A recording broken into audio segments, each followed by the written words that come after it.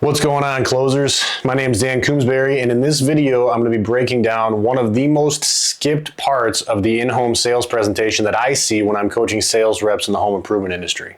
A lot of reps walk right into the closing sequence, really having no idea where their prospect stands in regards to their value proposition. And the way that we can overcome this proactively and make sure that we are going in with confidence into the closing sequence is to ask the proper qualifying questions. So you have to ask yourself, before I deliver price to this homeowner, what do I know about the way they feel about my solution? Are they completely sold on my product as the perfect solution, a massive upgrade to their home that doesn't only solve their problem but provides a return on the investment? Do they feel completely confident that our company will install that product in a way that is congruent with the outcome that they're going for? And lastly, have we funneled this down to one objection and one objection only, which is going to be affordability? Now, there are ways that we do this throughout the home improvement sales pitch, step by step as we go through the home. So some of the trial close questions that we ask, for example, after we do our measure and inspection with the homeowner, we'd say, well, guys, I can see why you called us out here.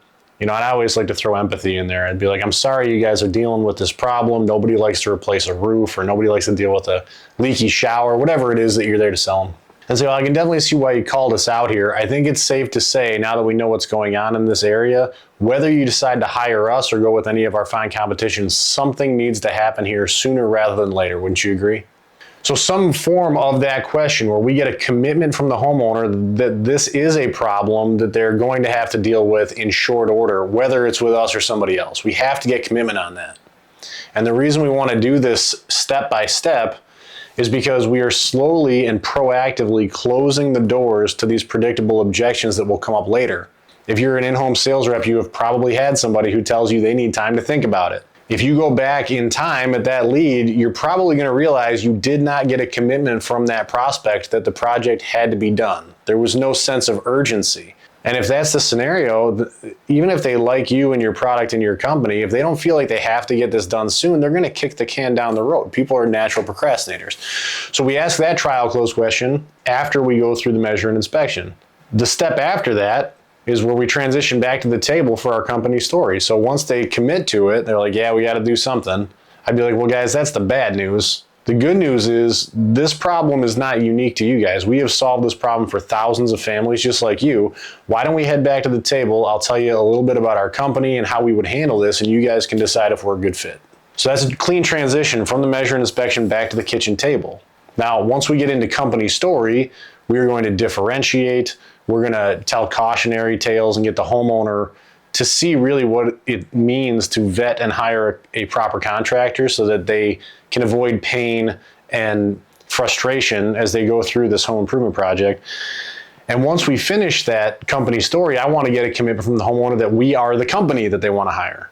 So the whole point of getting these commitments is that we get them early and often, and then we layer these commitments, because the more times you can get a homeowner to commit to the fact that you are the company and you have the solution and they trust you and they want to work with you, there should only be one hurdle left at the end, and that's money. So if you can funnel that objection all the way down to affordability, and you know that with a high level of certainty going into that closing sequence, you have a much higher likelihood of first call closing that prospect. Why would they need to procrastinate? Why would they want to? It's time to listen up, closers. Before you go any further, you need to hear this. The Grosso University Sales Academy Masterclass is not just another training opportunity.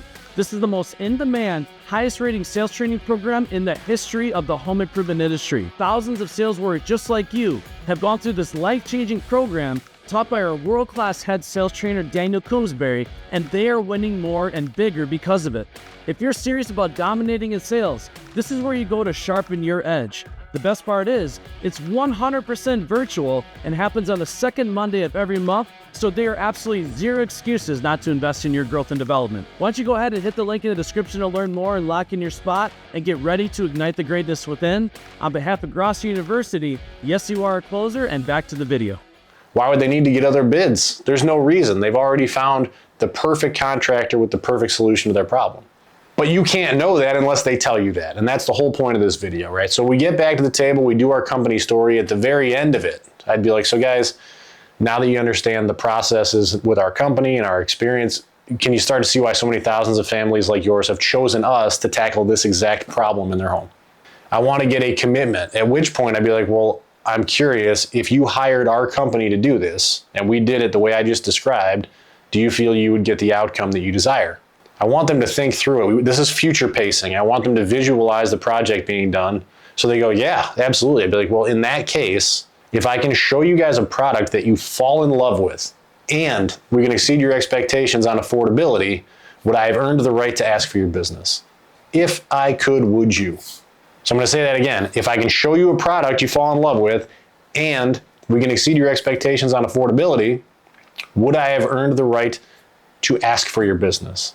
Not would I have earned your business, would I have asked, or would I have earned the right to ask for your business, okay? This is a very important distinction because when you put parameters in place, you are also telling them the next steps in the appointment. The next thing we're going to do is find a product that you guys love, and if you love it, only then will I price it out, and if I can make it affordable, would I have earned the right to ask for your business? That's what I'm here to do, earn the right to ask for their business. There's only two answers I've ever gotten to that tie-down question. One of them is a firm yes. They're like, well, yeah, if you have what we're looking for and you can fit in our budget, you guys sound like the type of company that we would want. Some version of that. Or you will get a reflex objection, which is something along the lines of, well, you can ask for it, but just so you know, we're not doing anything today. Or just so you know, we do have 2 more of these set up, so we're not doing anything. At which point, we always want to use a takeaway. When they hit you with an objection, we want to acknowledge that we heard it, take the pressure away from them, and move forward. So I'd be like, guys, like I said, the price I'm going to work up for you is good for 30 days. I just want to make sure that you feel that our company is doing this in a way that's congruent with the outcome you're trying to get. Something along those lines. So they go, oh, absolutely. Now, if you get an objection here, we do not just move on. I want to acknowledge it. Then I want to ask the question again in another way. So I'll be like, guys, there's no problem. You can take as much time as you need. Like I said, the price I'm going to work up is good for 30 days. I just want to make sure that if and when you guys decide to do this project, our company does this in a way that you guys think is reasonable. Would you trust our company with your home if we have a product that you want? Like, oh yeah, absolutely, fantastic. Then we can move forward. I see reps do this all the time. The ones who actually do try to get trial closes, they'll ask a calibrated yes question. It will kick the homeowner into fight or flight. Their guard will go up for a second. They will give you a non-answer, and then the rep just moves on. At which point you haven't accomplished anything except put the homeowner's guard up slightly, and now they feel like you're trying to sell them something. The whole point of trial close questions is not to trap the homeowner. It's for both sides of the table to gain clarity around where we stand. Does the project need to be done? Yeah, I think so, based on what I found. What do you guys think? Absolutely. Well, I'm sorry you're dealing with this. Let me show you how we handle this project, because we've done thousands of these. You guys can tell me if you like it. We go through that process. I then wrap it all up. Well, now that you guys know how we would handle this, how do you feel about that? Is that in line with what you guys are looking for? All of these are curiosity-based questions because I want to collaborate with the homeowner. I don't want to trap them. Nobody likes to get trapped. Nobody wants to be sold. Get clarity and understanding. We should be shoulder to shoulder on this. It should be the 3 of us or the 2 of us at the table, however many people are involved, against the problem. This is not you against the prospect. We are on a team and we're trying to solve a problem together. So I am curious about the way they feel about our methods, and if we are aligned on that, we can move forward. If we're not aligned on that, we cannot move forward unless we come to an agreement on that. There's no point in continuing if they want this done differently than the way I just laid it out. And I see reps skip this all the time. It's almost like they're just trying to check a box with a trial close. The trial close, if done properly, leads to the laydown at the end.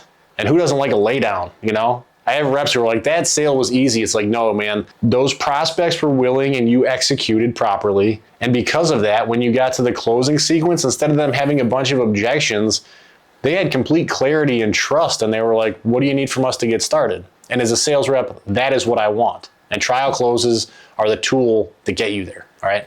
So we've gotten an independent trial close on the measure and inspection step, the company story step.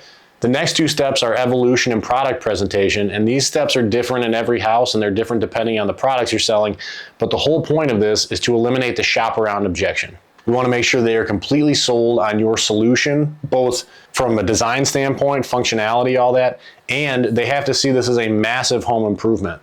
I would always tell people, we're a home improvement company. If the product that we offer does not check every box for you, meaning you love the look of it, you love the way it works, and you see it as a massive upgrade compared to the system you have on your home, you shouldn't buy it. There is no point in spending 5 figures on a home improvement project if it's a lateral move or, heaven forbid, a downgrade compared to what you already have. You go to Home Depot for that. We are a home improvement company. We sell premium products because we want to sell this as an investment. We have premium installers so that they do it the right way the first time, and you can check this off your honey-do list forever, and then we never have to come back out here and service this because we never want to see you again for this. Come out, do it right the first time, put in high-quality products, use high-quality installers with the right secondary materials so that it is done. But in order to do that, obviously, it costs a little bit more. My question is, does that line up with the way you guys want this project done? Trial close. So we talked in previous videos and in a lot of our content about the formula for a masterful presentation. We want to differentiate. We want to make sure the homeowner sees a personal benefit when we differentiate. So they're always saying, what's in it for me? We want to make sure we are delivering differentiation in a way that they see a personal benefit. We then want to price condition, because if they're like, well, that's cool and I want that, how much does it cost? We need to prepare them for it. Then we need to do what we're doing in this video, which is to trial close them. Genuine curiosity about the way they feel. That is the whole technique. Once they commit, they're like, well, that'd be awesome. If it can fit in our budget, that's exactly what we want. And I'd be like, well, guys, if affordability is the last hurdle, it's the easiest part of my job. I'm just glad we have something that you're looking for. I think this is going to be a wonderful job for you. And the last part of that is exclusivity. So we've got differentiation, what's in it for me, price conditioning, trial close, and exclusivity. That's the formula for a masterful presentation. Part of your exclusivity is the way you go through this entire sales pitch. You are the thing that is exclusive against any other competitor out there. I don't care if somebody's selling the exact same product or installing it the exact same way. If you are better at this than the guy or the woman who's selling for that company, they're going to want to work with you. So every single appointment, you can provide a level of exclusivity. I mean, you just think about it. How many people have told you that they bought from you because you made it fun or you made it easy? That is an exclusive benefit of working with your company. I was always very proud of that. If I can sell you a roof and I can make it fun, I've never met anybody who wanted to buy a roof, but I've laughed with people at their kitchen tables as we're writing up paperwork, and they thank me for it. Thanks for selling me a roof for $50,000. It's like, who the heck wanted to do that this morning? But we made it enjoyable. All right. So once you've gotten trial closes throughout the entire process on urgency, funneling down to your company, your product, your design, we want to make sure before we deliver price, we hit them with 4 pre-close questions. And this gets skipped constantly. Sales reps in particular, I should say, often think optimistically.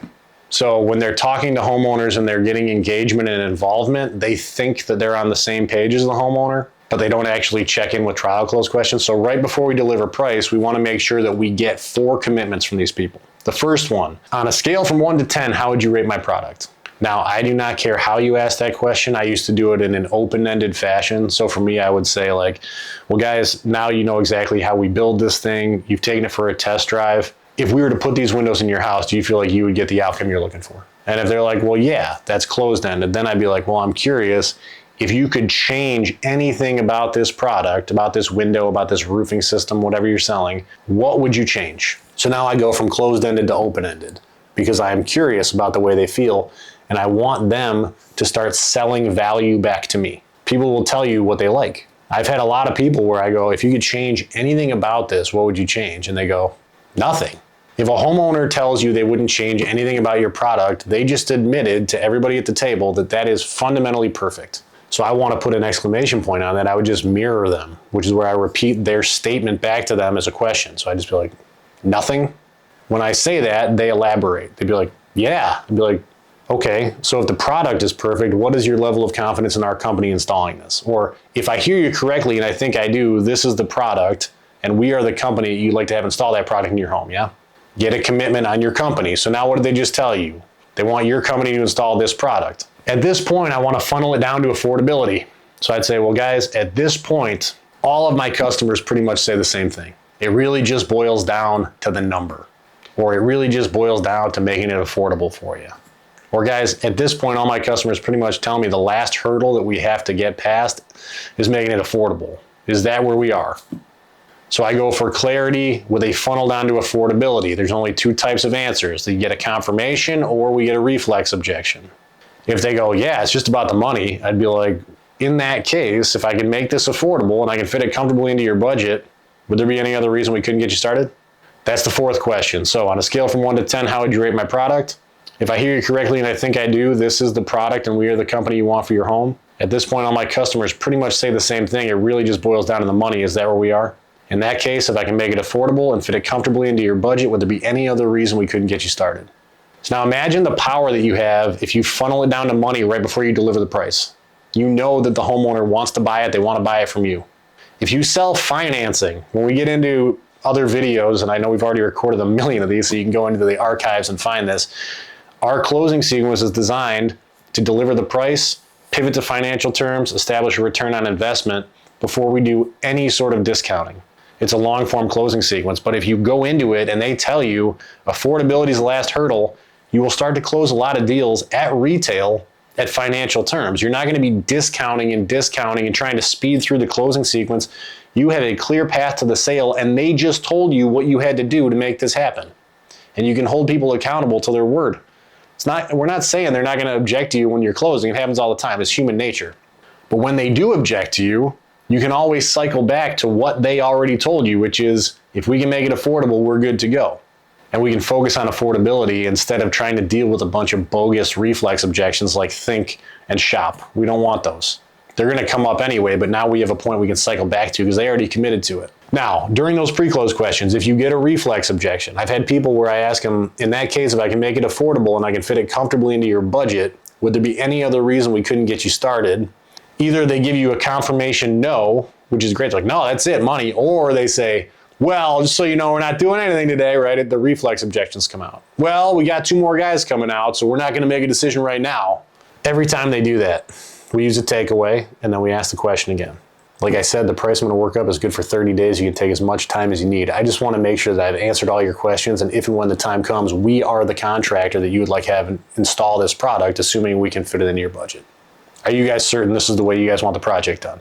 Yeah, fantastic. Let me work up the numbers. This is the easiest part of my job.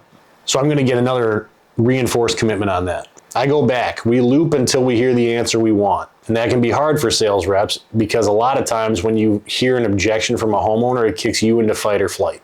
And then you ask the question again, but louder, or you put more emotion into your voice and you trigger them even further. Or heaven forbid, you try to deal with a reflex objection at this point in time. There is no scenario in which you should do a deep dive into a reflex objection before the price is on the table. If they hit you with a reflex objection when you're going through your pre-close questions, and they're like, well, we got to get more bids. I am not going to be like, well, why do you need to get more bids? You just told me this is what you wanted. Were you lying? Obviously, we're not going to fight with these people, but you would be amazed how many times I see that happen. And the reason's very simple. When a sales rep does not get the answer they're looking for, oftentimes they get frustrated. I know I've been there. When you get frustrated, some people get defensive and they start fighting with people. Their objection was not logical. It was an emotional, reflexive response. You do not have to deal with it. Acknowledge it, ignore it, and move on. When you're getting qualifying questions and they don't answer the way you want, acknowledge you heard what they said, ignore it, ask the question a different way, and then move forward. We're about to get into the closing sequence where we will be looping a lot. I just want you guys to keep in mind that if you've closed all these doors for predictable objections throughout the selling portion of your appointment, you are far less likely to have to deal with a ton of them when you're closing. And when they do come up in closing, you've already talked about these things, so you can repeat the homeowner's words back to them. If they say it in the house, it is true for them. If you say anything in the house, it's an opinion, but what they say is a fact. So if I use their words against them later, just for clarity's sake, I'd be like, oh, I apologize. Earlier you mentioned that, and I'll repeat their words back to them exactly. And I'd be like, I must have misunderstood. I gave them an opportunity to clarify, but now you have caught them in basically a lie. They're arguing with themselves, which is fine. Homeowners argue with themselves all the time. I can just sit back until they talk through it, which is what we want them to do when we're closing. I want them talking through the problem until I get clarity about where they stand, and then we can attack it together. You're not fighting with people when you're closing. You should never be fighting with a prospect. You will lose that 100% of the time. But if you close these doors proactively, it gives you a very long leash when you're closing because you're just trying to understand. They called you to help them solve a problem and you were doing everything in your power to help them solve that problem. So I hope that this video helped you guys. I hope you slow down and you start asking more of these curiosity-based trial close questions throughout the appointment. You do this with active listening. The intention is to understand these people. It is not to trap them or to check a box. We're not just going through the motions here. This is how you close people. Practice these things. Practice them with other sales reps who you work with in your sales room, your manager, your spouse, whoever will role play this stuff with you.